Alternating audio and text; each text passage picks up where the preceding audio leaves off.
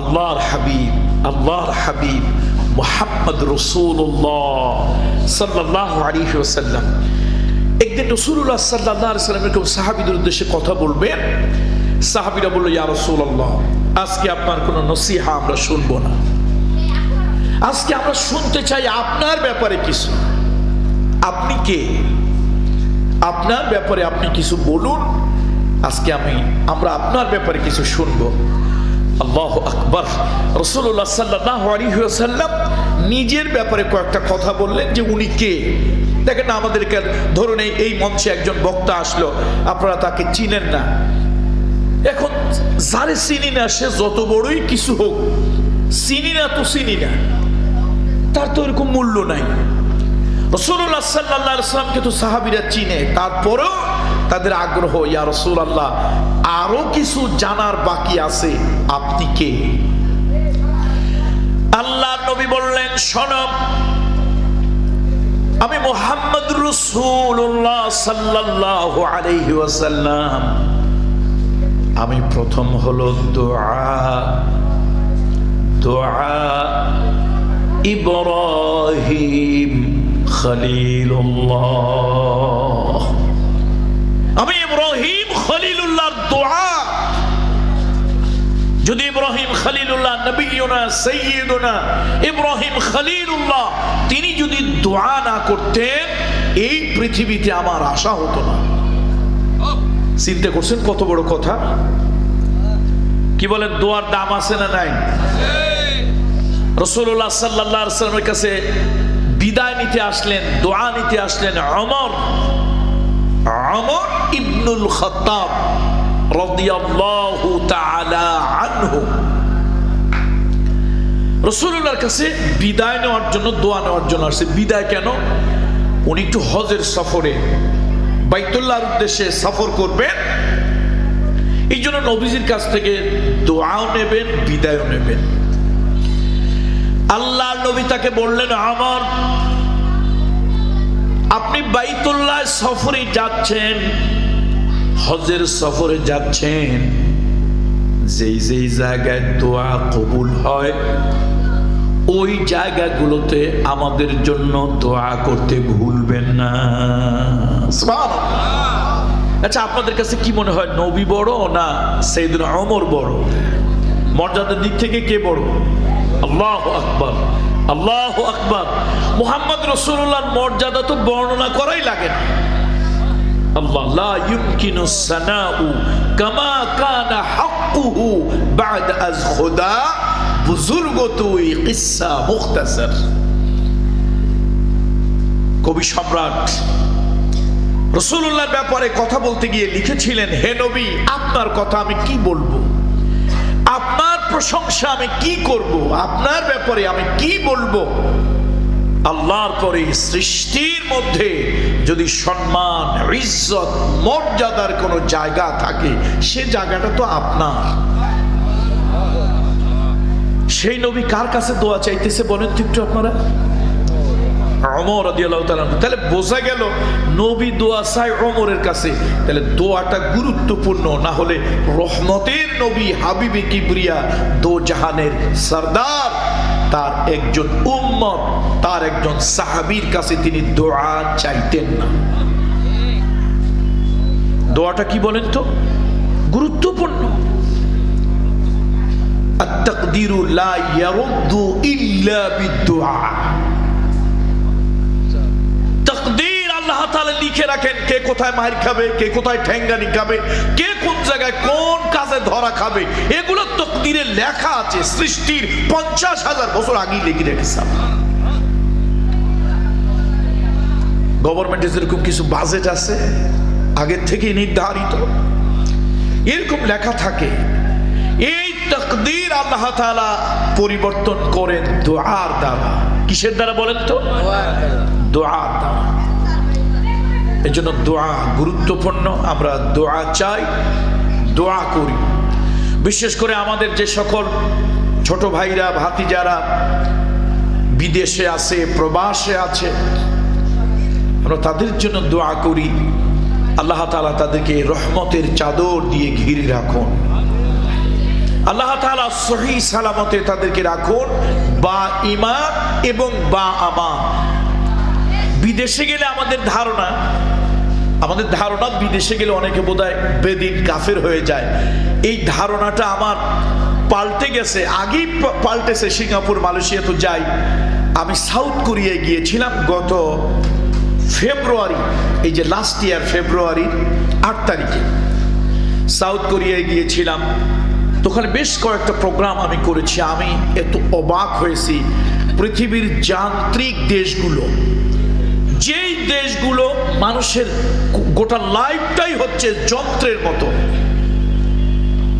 যাদের প্রত্যেকটা মিনিট, প্রত্যেকটা সেকেন্ড অত্যন্ত ভ্যালুয়েবল, সাউথ কোরিয়ায় গিয়ে আমার ধারণা হইল কুত্তা সাপ ব্যাং খাওয়ার দেশের লোক, যান্ত্রিক দেশের লোক, যেখানে বাপ বউ ছেলে মেয়ে 14 গোষ্ঠী একই ফ্যাক্টরিতে চাকরি করে, নিজের কারখানা, তারপরও চাকরি করে।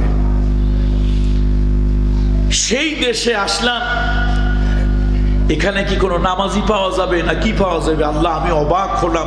ওই দেশে অন্তত 6টা মসজিদে আমি প্রোগ্রাম করেছি, আলহামদুলিল্লাহ।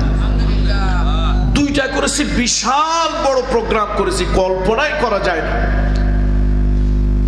যেখানে মানুষের প্রত্যেকটা সেকেন্ডের মূল্য ঘড়ি ধরে কাজ করে। ইউরোপ আমেরিকার লোকেরা যেরকম বেতন পায়, তাদের লাইফস্টাইল যেরকম, সাউথ কোরিয়ার লোকেরা কিন্তু তার থেকে ভালো বেতন পায়। আমরা এই সিক্রেসি অনেকেই জানি না। তো সেই জায়গায় তারা টাকা দিয়ে, পয়সা দিয়ে মসজিদ বানিয়েছে। কোরআন যারা জানে পড়তে, তারা, যারা জানে না ওদেরকে কোরআন পড়ানোর ব্যবস্থা করতেছে। যারা নামাজ পড়তে পারে, নামাজ যারা পড়তে পারে না ওদেরকে কেমনে নামাজ শেখানো যায়। দিন যারা বোঝে, দিনের সামান্যতম জ্ঞান যাদের আছে, দিনের জ্ঞান যাদের নাই, ওদেরকে কিভাবে দিনের জ্ঞান দেওয়া যায়, এই কঠিন দেশে থেকেও সেই কাজগুলি তারা করতেছে। আমি অবাক হলাম, আল্লাহ, তুমি যদি হেদায়েত দিতে চাও। এবং আমি ওখানে যে প্রোগ্রামগুলি করলাম, অনেক ছেলেরা বেনামাজি ছিল, নামাজি হয়ে গেছে, কোরআন শরীফ শেখার জন্য চেষ্টা করতেছে। ওদের তো সময় প্রত্যেকটা মূল্য, ওরা যে উইকেন্ড, যেটা মানে সাপ্তাহিক বন্ধ যেটা হয়, সেই দিনে তারা পুরো সময়টা কাজে লাগায় কোরআন শেখার জন্য। আমি মনে মনে আল্লাহর কাছে শুকরিয়া আদায় করলাম, মালিক, তুমি যদি হেদায়েত দাও তো কাফের দেশে এনেও দাও, আর তুমি যদি গোমরা করো তো মক্কায় নিয়েও আবু জাহেলের মতো গোমরা করে ফেলো। এই জন্য প্রবাসে আমাদের যে সকল ছোট ভাইরা আছে, ভাতিজারা আছে, ওদের জন্য আমরা দোয়া করি, সবাই মিলে আমরা দোয়া করি, আল্লাহ তাআলা তাদেরকে বা ঈমান এবং বা আমান, একটা হলো ঈমানের সাথে আর একটা হলো নিরাপত্তার সাথে, আল্লাহ তাআলা তাদেরকে রাখুন। বলেন না সবাই, দোয়া করেন আল্লাহুম্মা আমিন। বলেন, মনের থেকে দোয়া দেন, বলেন আল্লাহুম্মা আমিন। আল্লাহ তাআলা আমাদের এই সন্তানদেরকে, আমাদের ছোট ভাইদেরকে, ভাতিজাদেরকে আল্লাহ তাআলা প্রবাসে ভালো রাখুন। মহিষমারীর এই মাহফিলটার ব্যাপারে আলহামদুলিল্লাহ আপনাদের যুবকদের যথেষ্ট আগ্রহ। আমারে তো দাওয়াত সেই আজ থেকে অনেক দিন আগে দাওয়াত দিয়েছে। সাধারণ বক্তাদেরকে যেভাবে ফর্মালিটি মেনটেন করে দাওয়াত দেয়, আমার ওইভাবে দাওয়াত দিয়েছে। আমি অবাক হয়েছি যে আলহামদুলিল্লাহ, এই যে যুবকদের একটা কোরআন শোনার জন্য, দিন শোনার জন্য একটা আগ্রহ, আল্লাহ তাআলা এই আগ্রহটা আপনি কবুল করুন। এই আগ্রহের ওসিলায় আল্লাহ তাআলা এই মাহফিলটা আপনি কবুল করে নেন এবং সকলকে আপনি ক্ষমা করে দেন। দোয়ার কথা বলতেছিলাম, তবে সুদোয়া যেরকম কার্যকর, বরদোয়াও কিন্তু এরকম কার্যকর। আল্লাহ নবী, মানবতার বন্ধু মুহাম্মাদুর রাসূলুল্লাহ সাল্লাল্লাহু আলাইহি ওয়াসাল্লাম, রাসূলুল্লাহ তার একজন সাহাবী, অত্যন্ত নরম ভদ্র সাহাবী মুআজ বিন জাবালকে আল্লাহ রাসূল যখন ইয়ামানের দিকে পাঠাচ্ছিলেন, রাসূলুল্লাহ তার ঘাড়ের উপরে হাত রাখলেন, আল্লাহর নবী তার পিঠের উপরে হাত রাখলেন। বিশ্ব নবী নিরহংকার তার একজন আদনা সাহাবীর পিঠের উপরে হাত রাখছেন। নবীজি তার সাথে হাঁটতেছেন আর বলছেন, ও মুআজ, তুমি যাচ্ছ একটা এলাকায়, ওই এলাকায় তুমি শাসকের দায়িত্ব পালন করবে। খবরদার মুআজ, ইত্তাকু দাওয়াতাল মাজলুম, ফাইন্না লাইসা বাইনাহু ওয়া বাইনাল্লাহি হিজাব। ও মুআজ, তুমি একটা রাষ্ট্র পরিচালনার জন্য একটা রাষ্ট্রের দায়িত্ব নিয়ে যাচ্ছ। ও মুআজ, বরদোয়াকে ভয় পাইও, বরদোয়াকে ভয় করিও, বরদোয়াকে অর্থাৎ কুদোয়াকে ভয় করিও। ফাইন্না লাইসা বাইনাহু ওয়া বাইনাল্লাহি হিজাব। আল্লাহর সাথে, আল্লাহ এবং বান্দারি বরদোয়ার মাঝখানে কোনো পর্দা থাকে না। কোন বান্দা যদি নির্যাতিত, অত্যাচারিত, নিগৃহীত হয়ে, কোন বান্দা যদি মজলুম হয়ে বরদোয়া করে, ওই বরদোয়াটা পর্দা ছাড়া আল্লাহর কাছে চলে যায়। এ মুআজ, তাহলে দোয়া যেরকম তকদির পাল্টায় দেয়, মানুষের হায়াত কিন্তু নির্ধারিত। সিএমএস নেন, সিঙ্গাপুরের মাউন্ট এলিজাবেথ হাসপাতালে নেন, থাইল্যান্ডের হাসপাতালে, আমেরিকায় নেন, হায়াত কিন্তু নির্ধারিত। কোটি হাজার কোটি টাকা দিলেও হায়াত আপনি কিনতে পারবেন না, সম্ভব নয়। কিন্তু দুই একটা কাজে হায়াত একটু বাড়ে। প্রথম কাজ হলো, কেউ যদি মাতা পিতার সাথে সদাচরণ করে, মিশকাত শরীফের হাদিস, এই কাজটায় হায়াত বাড়িয়ে দেয়। এই আমাদের ভাবিরা, মা, খালা, চাচিরা যারা মাইকের আওয়াজ শুনতেছেন, আমি তো আপনাদের ঘরের ভাই, ঘরের ছেলে, আমি তো এরকম দাওয়াতি বক্তা নই। রক্তের না হলো আমি রক্তের থেকে আপনাদের কোনো অংশে কম নই। আমি একটা দাবি নিয়ে বললাম, কোন মহিলা যদি তার স্বামীর হায়াত বাড়াতে চান, কোন মহিলা যদি তার ঘরে শান্তি আনতে চান, তার স্বামীর হায়াত বাড়াতে চান, রক্তের সম্পর্কের আত্মীয়দের সাথে ভালো সম্পর্ক রাখবেন। কামরুল ইসলাম সাইদ আনসারীর কথা এদিক সেদিক হতে পারে, কোরআন হাদিসের কথা এদিক সেদিক হবে না। কি মনে হয় আপনাদের হবে? প্রশ্নই আসে না। তো বলতেছিলাম, দোয়াটা যেরকম কার্যকর, বরদোয়াটাও, কথা বলেন না, বরদোয়াটাও ওইরকম কার্যকর। এই জন্য রাসূলুল্লাহ সাল্লাল্লাহু আলাইহি ওয়াসাল্লাম ইয়ামানের দিকে যখন মুআজ বিন জাবালকে দায়িত্ব দিয়ে পাঠাচ্ছেন, আল্লাহ নবী তার পিঠের উপরে হাত রেখে তার সাথে সাথে যাচ্ছেন আর বলছেন, খবরদার, রাষ্ট্র পরিচালনা করতে গিয়ে কোনো মানুষের উপরে নির্যাতন করবে না, অত্যাচার করবে না, জুলম করবে না, এটারে ভয় পাবে। ওই মাজলুম, ওই অত্যাচারিত লোকটা যদি আল্লাহর আকাশের দিকে হাত তুলে বরদোয়া করে, এই বরদোয়া আল্লাহর কাছে চলে যায়, কোনো পর্দা থাকে না। এই জন্য পৃথিবীতে কত শাসক, পৃথিবীতে কত স্বৈরাচারী শাসকের পতন হয়েছে। অনেকে আওয়ামী লীগকে দুশ্মন মনে করে, আমি কিন্তু আওয়ামী লীগকে কখনো দুশ্মন মনে করি না। অনেকে তাদের ব্যাপারে অনেক আক্রমণাত্মক কথা বলে, আমি আক্রমণাত্মক কথাও বলি না। কেন? দূরে সরিয়ে দেওয়ার নাম ইসলাম নয়, ভালোবেসে বুকে টেনে নেওয়ার নাম ইসলাম। আমি আওয়ামী লীগের ভাইদেরকে বলি, ইহতেসাব করুন, আপনারা শিক্ষা গ্রহণ করুন। আবার সামনে যারা ক্ষমতায় আসার জন্য খুব লাফাচ্ছেন, আপনারাও শিক্ষা গ্রহণ করুন। বিগত 15টি বছর, 15.5 বছর এই বাংলাদেশের সব থেকে বেশি নির্যাতিত ছিলাম আমরা আলেম সমাজ। উমাইয়া যেরকম হযরত বেলালের বুকের উপরে পাথর চাপা দিয়ে রেখেছে, এই বাংলাদেশের সব থেকে বেশি পাথর চাপায় আমরা ছিলাম। সে আলিয়া নিসাবের হোক, কওমি নিসাবের হোক, সে জামাত ইসলামের আলেম হোক আর হেফাজত ইসলামের আলেম হোক, ছাড় কেউ পায়নি। বরদোয়া বড় কঠিন জিনিস।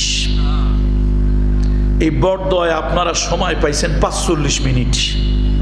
সামনে যারা ক্ষমতায় আসবেন তারা একটু সতর্ক হয়ে থাকেন, এখনই আপনাদের ভাববো বেশি ভালো মনে হয় না, একটু সতর্ক হয়ে থাকেন। ওনারা 45 মিনিট সময় পাইছে, আমার একটা ক্যালকুলেশন, অ্যাজাম্পশন, আপনারা যদি এরকম পরিস্থিতি হয় সময় পাবেন অনলি 15 মিনিটস। আপনারা মাত্র 15 মিনিট সময় পাবেন। সুতরাং আল্লাহর কাছে দোয়া করি, আল্লাহর কাছে দোয়া করি আল্লাহ তাআলা এই জাতিকে সকল ধরনের জুলম থেকে আল্লাহ তাআলা হেফাজতে রাখুন। এই যে আপনারা সাদ্দাতের গল্প শোনেন না, মুরব্বীরা শোনেন না? সাদ্দাত কি বানাইছিল? একটা বালাখানা, আমরা বেহেশত বলি আর কি বানাইছিল? একটা বালাখানা বানিয়েছিল। ওই বালাখানা বানাইতে এত টন এত মন স্বর্ণ লাগবে, রূপ্য লাগবে, হীরা জহরত লাগবে, পান্না চুন্নি ইয়াকুত লাগবে। এগুলি কার কাছে কোথায় আছে লিস্ট করো। এই জালিমের যত সেলা চামুন্ডা আছে, এই জালিমের যত সেলা চামুন্ডা আছে সব লাগাই দিছে। যাও এখান থেকে, যার কাছে যা পাও সব ছিনিয়ে নিয়ে আসো। এক বুড়া মহিলা ছিল, তার পৃথিবীতে কেউ নাই, কিছুই নাই। আছে ছেলের ঘরে বা মেয়ের ঘরে একটা নাতনি। ছেলে হইলে কই নাতি, আর মেয়ে হইলে নাতনি কই, নাকি? ওই আর কি, বুঝলেই হয়েছে, নাতি হন নাতনি হোক। তো এটা ছেলের ঘরে বা মেয়ের ঘরের একটা মেয়ে ছিল, নাতনি ছিল। এই বুড়া মহিলা চিন্তা করলো, আমার তো ত্রিভুবনে কেউ নাই, তো আমার এই নাতনিটা বড় হবে, একটু স্বর্ণ গোল্ড একটু হেফাজত করে রাখছে, একটু লুকায় রাখছে। এই নাতনিটা বড় হবে, ওর যখন যৌবন আসবে তখন তারে বিয়ে দিবে, বিয়ে দিয়া এই স্বর্ণ টুকরে অলংকার বানাইয়া ওর গায়ে পড়াবে। বুড়া মানুষ তো খাইয়া মজা পায় না, দেখে মজা পায়। দেখেন না, মসজিদে জুমার দিন যায়, জিলাপি দেয়, তো জিলাপি বুড়ায় খায় না, সবাই খায়, পকেটে নিয়ে যায়, বাড়ি গিয়ে নাতি নাতনির হাতে দেয়, নাতি নাতনি খায়, বুড়ায় জিব্বা চাটে। দাদি কয়, তুমি জিব্বা চাটো কেন? কয়, ও খায়, আমার কাছে মজা লাগে। এইটা একটা আলাদা প্রেমের জগৎ। আল্লাহ যাদের দাদা দাদি নানা নানি বেঁচে আছে, আল্লাহ দীর্ঘ নেক হায়াত দিয়ে অনেক দিন বাঁচিয়ে রাখো, বলেন আল্লাহুম্মা আমিন। সুস্থ হায়াত দিয়ে অনেক দিন বাঁচিয়ে রাখো। এই যুবকেরা বুঝবা না, দাদা দাদি নানা নানি অবহেলা করিও না। এই নিয়ামত হারাইলে বুঝবা, বেঁচে থাকতে বুঝতেছ না। তাদের ভালোবাসা হয় অকৃত্রিম, নির্ভেজাল, কোনো খাদ নাই। তো ওই বুড়ি মহিলার ইচ্ছা হলো নাতনিটারে বিয়ে দিয়া ওই স্বর্ণ দিয়া গোল্ড দিয়া একটু অর্নামেন্টস অলংকার তৈরি করবে, সেই অলংকার গায়ে পড়াবে, তো কেমন দেখা যায় একটু দেখে সে শান্তি নেবে, খাইয়া না, দেখে শান্তি। এখন কেরা কারা যেন ওই যে সাদ্দাতের সেলা চামুন্ডা আছে না, নেতাগো কিছু সেলা চামুন্ডা থাকে না, হাতা সাতা খাতা নেতা এগুলো থাকে না কিছু, ওগুলো ওরে বাবা দারোগার থেকে দারোগার মাঝির চোট বেশি। 12 হাত নৌকা তার 13 হাত বাইসা। তো এখন সেইগুলি এই মানুষের উপর অত্যাচার করে, জুলুম করে, নির্যাতন করে, যার যা আছে সব নিয়ে যায়। কেমনে কেমনে যেন শুনছে ওই বুড়া মহিলার কাছে কিছু আছে। এখন এই চামচা গুলা এসে তো বুড়া মহিলার কাছে চায়। মহিলা চিন্তা করে, আমার তো গরিব, ত্রিভুবনে কেউ নাই, আপন কেউ নাই, দুনিয়ায় বেঁচে কেউ নাই, আছে নাতনিটা, আমি যদি এটা দিয়ে দেই তাহলে ওর কি হবে? দেয় না। শেষে খুব নির্যাতন করছে, অত্যাচার করছে, অত্যাচারে আর টিকতে না পারিয়া ওই স্বর্ণটুকু দিছে। ওই যে বালাখানায় কাজে লাগবে, এত মন এত টন লাগবে বানানোর জন্য, বিশাল স্বর্ণ লাগবে, রৌপ্য লাগবে, আরো আরো জিনিস লাগবে। বৃদ্ধা মহিলা আকাশের দিকে 2 খানা হাত তুলেছে। ও আকাশের মালিক, ও আকাশের রব, তোমার কাছে ফরিয়াদ করি, সাদ্দাত হলো সবল, আমি হইলাম দুর্বল। আল্লাহ সে হলো জালিম, আমি হইলাম মাজলুম। ও আরশের মালিক, তার লোকজন আমার উপরে অত্যাচার করে, নির্যাতন করে আমার সব ছিনিয়ে নিয়ে গেল। তোমার কাছে এই স্বর্ণ যেই বালাখানায় লাগাবে, ওই বালাখানায় সাদ্দাতকে তুমি ঢুকতে দিও না। দোয়া কিন্তু মঞ্জুর হয়ে গেছে। দোয়া বোধহয় কবুল হয় না নাকি? দোয়া কবুল হয় না? কবুল হয়ে গেছে, মঞ্জুর হয়ে গেছে। সুন্দর বিশাল বালাখানা তৈরি হয়ে গেছে। সামসার এসে কয়, স্যার জাহাপানা চলেন। আপনি তো একা যাবেন না, আপনার আগে পিছে সৈন্য সীমান্ত, আগে লোক লস্কর, পিছনে লোক লস্কর। সামসা কত ধরনের লোক আগে পিছনে নিয়ে তারপরে রওনা হয়েছে। এখন হঠাৎ এই রাস্তা দিয়ে চলতেছে, বলেন দেশের প্রধানমন্ত্রী, প্রেসিডেন্ট বা কোন উপদেষ্টা, আগে পিছনে আর্মি, পুলিশ, গোয়েন্দা বাহিনী, দলীয় লোক, এর মাঝখানে গিয়ে যদি একটা লোক সালাম দিয়ে কয়, আসসালামু আলাইকুম, একটু দাঁড়ান, আপনার সাথে কথা আছে, বলেন তো মেজাজ কেমন লাগবে? তারপরে যাচ্ছে এক বয়স্ক একটা লোক, অত ঢক ঢুক না, অত তেল চকচকা না, তেল শুন নিয়ে যে খুব চকচক ওইরকম না, ঢকপথ ছাড়া এক বয়স্ক লোক গিয়ে কয়, বাদশাহ একটু দাঁড়ান, আমার একটু কথা আছে সাবধান।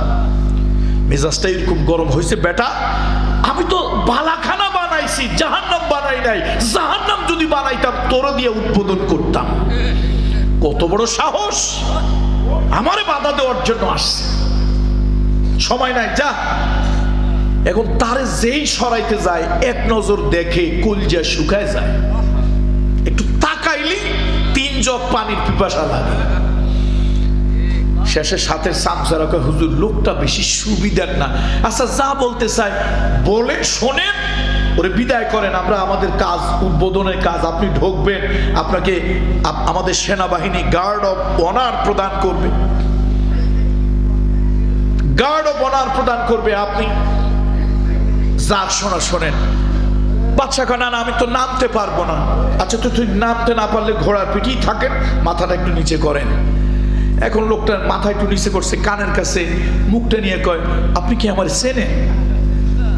আচ্ছা এটি কি কোনো গুরুত্বপূর্ণ কথা? মেজাজটা গরম হয় না? এখন লোকটা আমার নিজেই কয়, আপনি আমার চেনবেন কেমনে? আমি তো একবারই আসি, 2 বার আসি না। শোনেন, মানুষের সুরত ধরে আসলেও কি হবে, আমি কিন্তু মালাকুল মউত আজরাইল। যেই বলছে মালাকুল মউত আজরাইল, ওর কি পায়জামা ঠিক আছে? ও তো প্রস্রাব পায়খানা করে শেষ, গায়ে কাঁপ শুরু হয়েছে, কলিজা শুকায় গিয়েছে। বলো তুমি একটু সংবাদ দিয়ে আসবে না? আমি তো সংবাদ ছাড়াই আসি। বললো আমার একটু সুযোগ দাও, ওই যে বালাখানা তৈরি করা হয়েছে, আমি একটু উদ্বোধন করব, প্রবেশ করব। বলল না তা হবে না। বলল একটু দাও, একটু ঢুকি। বলে তোমার উপরে এক মজলুমের বরদোয়া, ওই বালাখানায় তোমাকে কোনোভাবেই ঢুকতে দেওয়া হবে না। দোয়া কিন্তু কাজে লাগে। আমার সাবজেক্ট